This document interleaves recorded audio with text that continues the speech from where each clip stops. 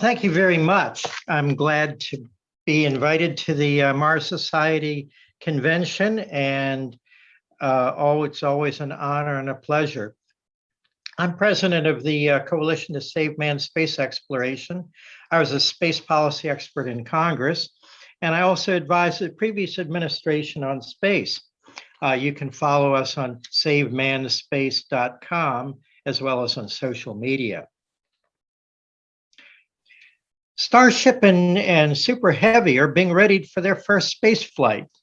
NASA Administrator Bill Nelson is still pushing for Artemis on the moon in 24, or more likely 25.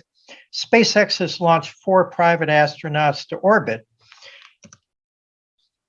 And Bill Shatner and others this year boldly went to suborbital space with Blue Origin and Virgin Galactic. And finally, James Webb Telescope is near launching. Here's an idea.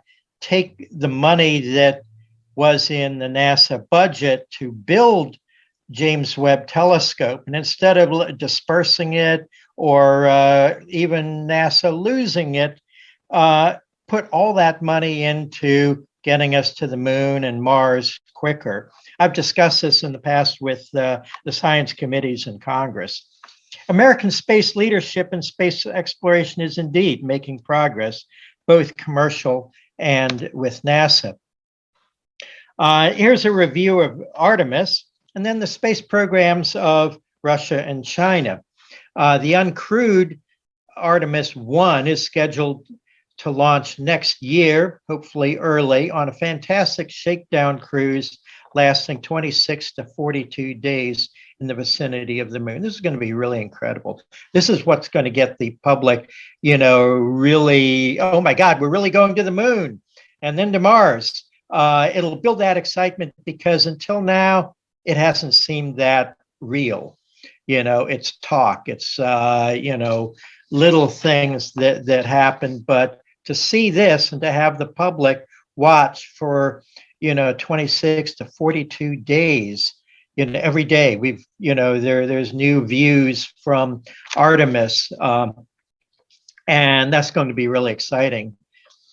And then Artemis 2 will be launching in 2023, and that's an Apollo 8-like orbital, free return mission around the moon, lasting about 10 days.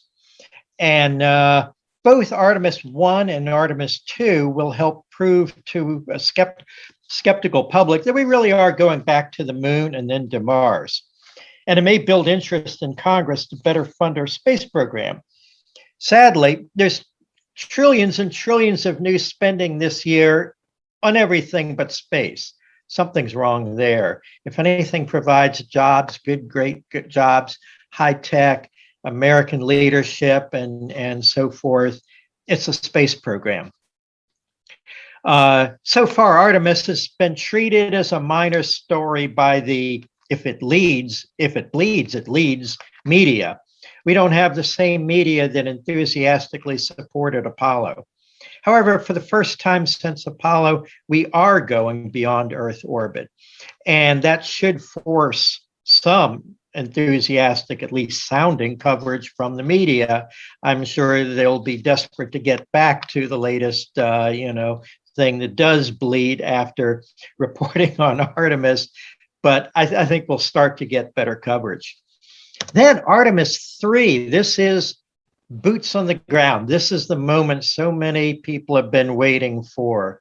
And, I sincerely hope that Buzz Aldrin and others who were the pioneering astronauts in Gemini and Apollo and the early shuttle years will still be there to watch this moment.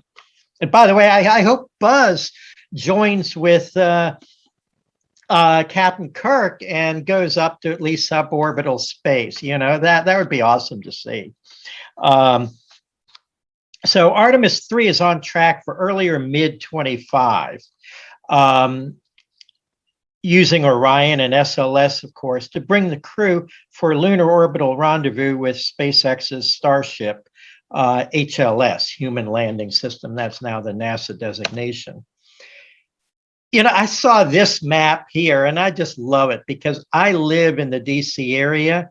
And so to see Shakleton crater, which you'll see there, which has got water ice in it, to see the size of it, it's the size of the whole city of Washington. In fact, all the bureaucrats in Washington would fit inside it very nicely. Artemis 3 will keep the astronauts on the south lunar pole, where they can be exploring these craters for about a week and determining the water ice content of nearby craters. This is going to be perhaps the most dangerous mission to the moon in many ways. One is the south lunar pole is rocky and full of craters and other hazards. It's also cold as hell, literally. It's almost, down in the craters, it's essentially absolute zero, a few degrees warmer. So everything that we've learned since Apollo, that's going to be tested really, really big time. Now, we're up for it because we're the most advanced technological country in the world, and we've got the best dang engineers and scientists and spirit. You look at the folks at SpaceX and the spirit they've got, the new spirit at NASA now that they're doing stuff. 10 years ago when they were condemned to fake missions to non-existent asteroids, and maybe we'll build the gateway so we don't actually have to land on the moon. Those days are gone. They're actually doing stuff. They're bending sheet metal. They're building stuff and getting ready for some exciting times. Now, the gateway will be built. The first elements will be built in or launched in late 24. But thankfully, the gateway won't delay Artemis 3. And the reason for that is because and that's the completed gateway. The first two modules will be sent up. These would be added later if indeed we complete it. We might not. We might just say we're going to put that money into habitats on the moon so we can learn how to live on Mars. That's what I'd prefer. But Orion we don't need the gateway for Artemis 3. 4 maybe. But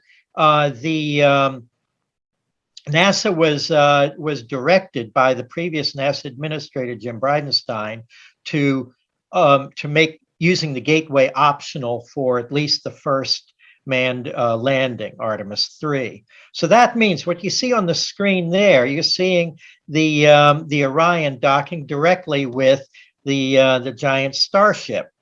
And obviously, this makes a lot better sense. In fact, it'd make even more sense if we just do it in orbit or something, or just send up the astronauts on starships so they don't even have to go out in one and then transfer to another and make sure their baggage doesn't get sent to, India or Atlanta or something.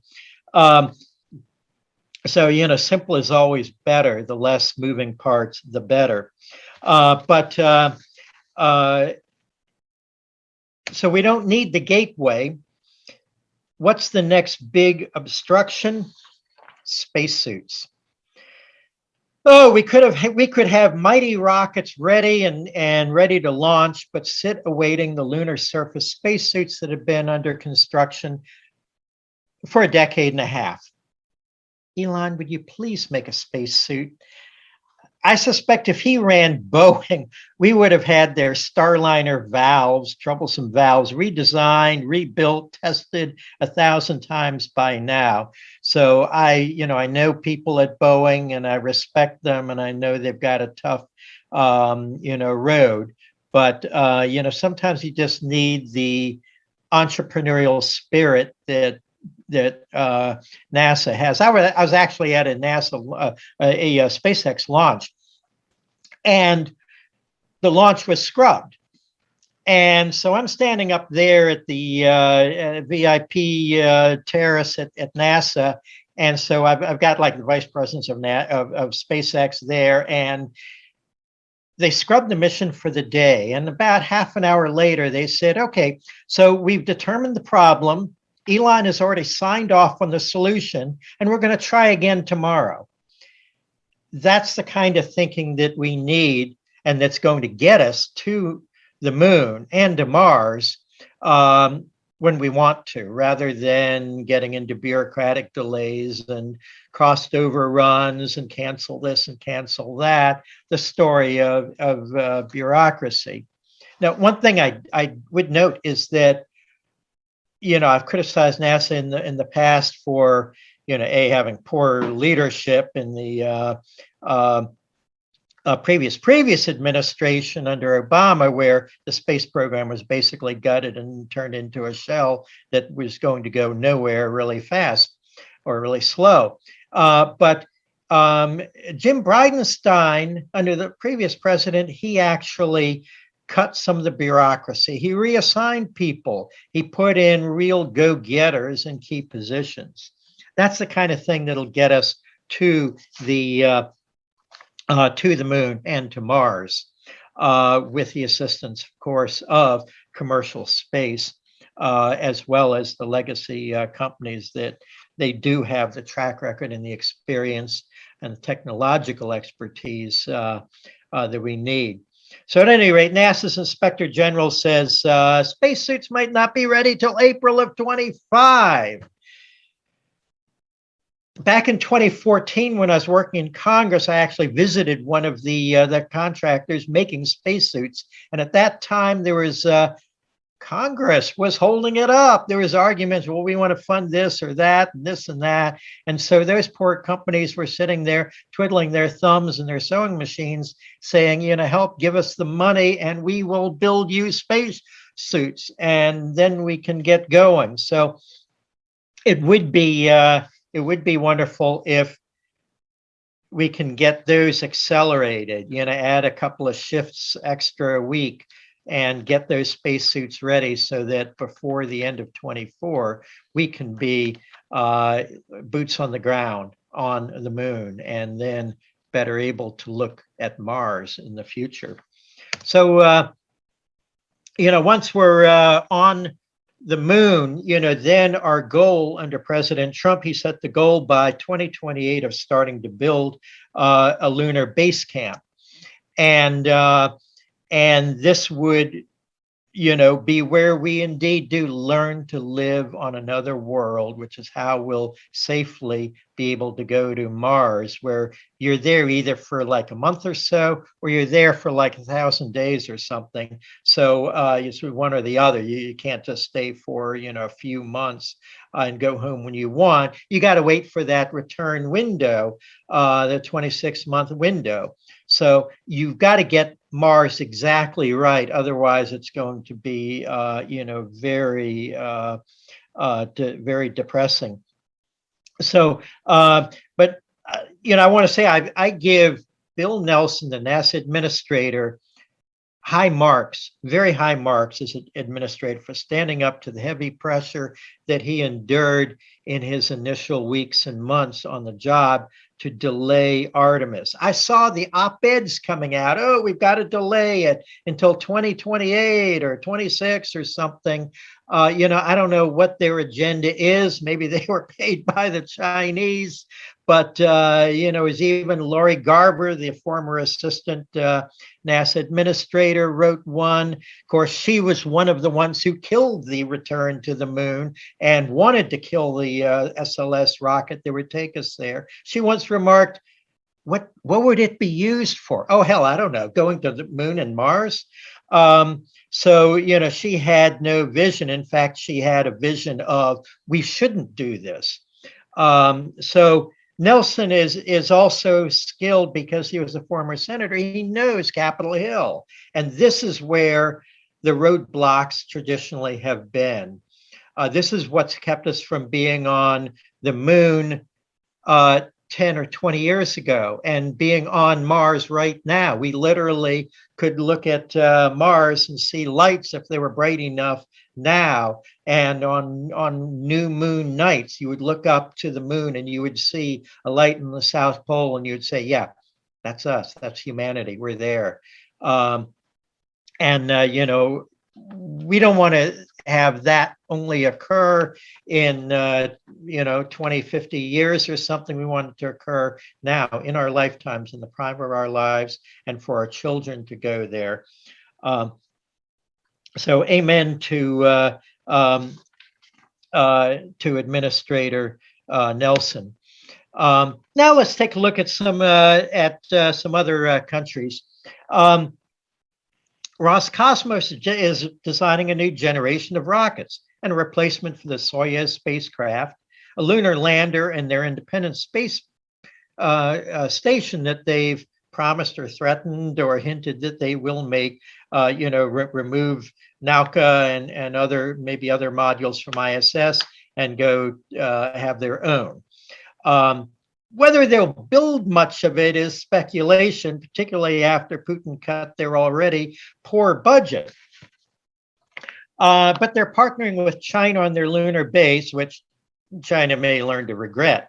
Because as we've seen, Roscosmos still suffers from major quality control issues, failed plans, and a near disastrous Nauka module throwing ISS for a spin, and for good measure, another accidental rocket firing this week on Soyuz that briefly spun ISS. What the hell's going on? And apparent sabotage with the hole drilled into a Soyuz. Now, Putin's Russia responded not by hiring more engineers and requiring transparency, but oh, by the way, this is Nauka, and it is on there successfully. Hopefully, they've got those engines, you know, go and cut the wires, make sure of it. But Putin responded by having the KGB, the FSB, that's their headquarters there, order Russians to stop reporting about their space program. And it was so broad that, you know, any reporting about it at all could get Russian reporters, declared as foreign agents, as spies.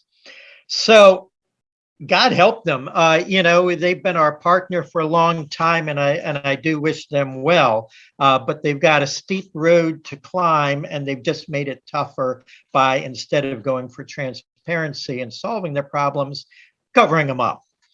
So now let's go to China. Now, what is the Chinese goal of their space program?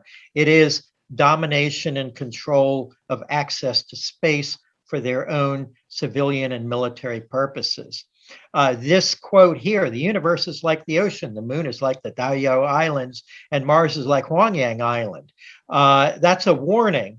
Stay away from the moon. It's China's names for islands, those two, Diaoyu and Huangyang, in the South and East China Seas. They're trying to illegally seize from other countries. And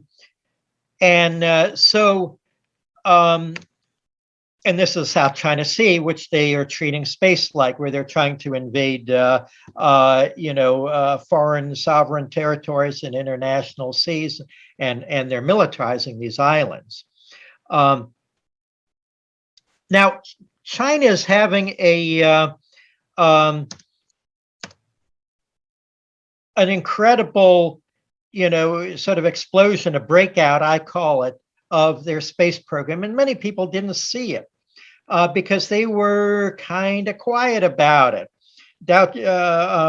Their former dictator had a statement saying, hide your capabilities and bide your time. So what they did was, since 2003, when they launched their first astronauts, they've been building their infrastructure and whole new generations of spacecraft. Here's one on the screen. It's a monster horizontal takeoff, meaning it takes off from a runway at any airport and can land and land there, the booster, and then it's got a shuttle that goes to orbit. They now have their space station, which they just sent 3 astronauts, taikonauts, to for 6 months now. Their first group was there for 3 months, and so they were setting things up and probably doing lots of troubleshooting and so forth. And eventually they'll be building it into a greater space station. Um, but they're going to the moon. And their goal is to beat the U.S. They want to humiliate the United States, and they also want to engage in access denial, particularly of the ice-rich craters on the South Pole. Now, this is their latest plan for going to the moon, because they had a monster rocket, an SLS class rocket that they're working on. It's the Long March 9, and that was going to be their sort of single launch that would take their astronauts, their taikonauts, and the lander to the moon and do a very similar Apollo type landing. But that's not quite ready yet. So what they did was they probably stole from a company called SpaceX the idea of taking their medium launch rocket and making it into a more medium heavy rocket by adding two liquid fuel boosters. And it's called the Long March 5 DY, and I call it their Long March 5 Heavy, just for shorthand's sake. But this is what they intend to go to the moon in, probably about 2024 or 25, because they want to beat us to the moon. This is their lander. It's a very unique design, actually a clever design. On each side, there's a hatch for the astronauts to climb into their spacesuits. Spacesuits are outside. This is also their Long March 5 Heavy, and another view of their lander, and so forth. Now, they also have plans for a gateway, but they're going to get to the moon before they build their gateway. They've learned a few things from us. We've spent a lot of money and time that we could have been doing advancing actual boots on the ground. But then comes one dangerous thing, and that is that China has a very widely publicized desire to conquer Taiwan, and that would mean war. It'd mean war with the United States, even if we don't participate in it. It would mean a world war breaking out around the world as other countries take advantage. But the first thing that China would do is try to destroy our satellites, and even Taiwan's satellite. And that would be an incredible threat to anyone ever going to space for decades or centuries, because the aftermath is tons and tons of space rubble. And that could make even, particularly humans going to space absolutely impossible and too dangerous. Yeah, you could harden some, military and communication satellites to plow through that field with big rockets and lots of armoring, but people, it might be off limits. So this is a great danger. And this decade is when Taiwan is at greatest risk. In fact, most likely following the Chinese Olympics next year and up through perhaps 2025 would be their prime territory. So anyway, I've given you a little bit of a guideline on what the other countries in the world are doing, what we're doing. Again, that's China's diagram for their lunar launch. That's their space station in its full configuration, and their proposed lunar base on the South Pole. How can we help stop this? How can we have peace and harmony in space? Well, the Artemis Accords, which were created a couple of years ago, offer a framework for all peace-loving countries to assure harmony in space. And every country, including Russia and China, would be well served in having, joining these accords for peacefully cooperating in space. And that could be your message to your government. If you're from China or Russia or some other countries, follow the message on the plaque that Neil Armstrong and Buzz Aldrin left on the moon. We came in peace for all mankind. And now, who will win the race to the moon and Mars? At present, I'd say China, because they have an unlimited budget, no political opposition, and they're working hard for strategic military purposes. But if we work together, and with thanks to commercial space and our international partners, we still have a chance to protect access to the moon and Mars for all people. And perhaps that same spirit of freedom that freed Soviet Union and Eastern Europe will sweep again through China. And this time they could go free and join the world that works for peace, unity, cooperation, and spacefaring societies. Mars and the moon will be habitats for humanity in coming decades. Together, the free nations will go peacefully and explore and colonize space. But we must be wary and defend our interests from those who intend domination and tyranny there as well as here on Earth. Please follow my organization at savemanspace.com, same on Twitter and Facebook. Thank you so much. And I know it's running a little late, but I'll be happy to answer any questions. The first question is by Pablo, and he's saying that can moon suits be used on Mars? They should be, with some adaptation. Both environments have hazardous dust. Both environments have of course no or almost no atmosphere. The temperature isn't as extreme on Mars, and its variability is less, but it still gets cold as heck. On the moon, it's like a 500-degree variance between day and night. And on the South Pole, where we'll be, it's almost absolute zero. So yes, I think you would just adapt what you've got and improve it with the experience that we'll get in using it for some years on the moon. Next. Mm-hmm. He continues asking, can United Nations be a part of space effort? Well, the United Nations is a group of nations, and so I don't know how they would be part of it. They do some things like peacekeeping missions in dangerous parts of the world, but I think it's up to individual countries and commercial space, not just in the U.S. but around the world. You read what the Mars Society is doing in countries all around the world, working with private companies and universities and organizations that all want to take advantage of the technology and so forth to do things in space. You've got literally high schools building CubeSats and colleges doing even more. And the cost of launches is going down, down, down. And when Starship's functional and proven, then for 20 million bucks, you might be able to launch 500,000 CubeSats or something.